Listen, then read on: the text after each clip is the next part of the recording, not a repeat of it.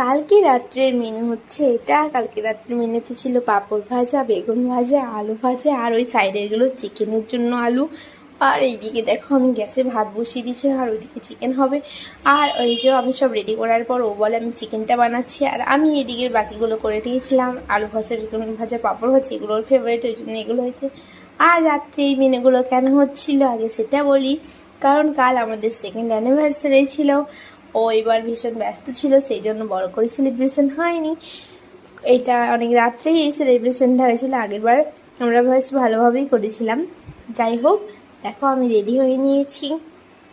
Ready হয়ে নেওয়ার পর তারপর আমি ওগুলো সব ব্যাগ থেকে বের করে আনবক্স করছিলাম। আর একটা জিনিস খেয়াল করেছো, আমি কিন্তু একটা কানের পরতে ভুলে গেছিলাম, পরে সেটা পরে নিয়েছিলাম। আর এই যে দেখো ও বুফে আর কেক নিয়ে আসছিল। আর এই যে সিঁদুর কৌটনে আমি অপেক্ষা করছিলাম। তারপর ও রেডি হয়ে যাওয়ার পর আমাকে সিঁদুরটা পরিয়ে দিচ্ছিল। ও বলে একবার না, আমি পরালে 3বার পরাবো বলে দেখো ও আমাকে 3বারই সিঁদুরটা পরিয়েছিল, আর একদম কপাল থেকে পরিয়েছে।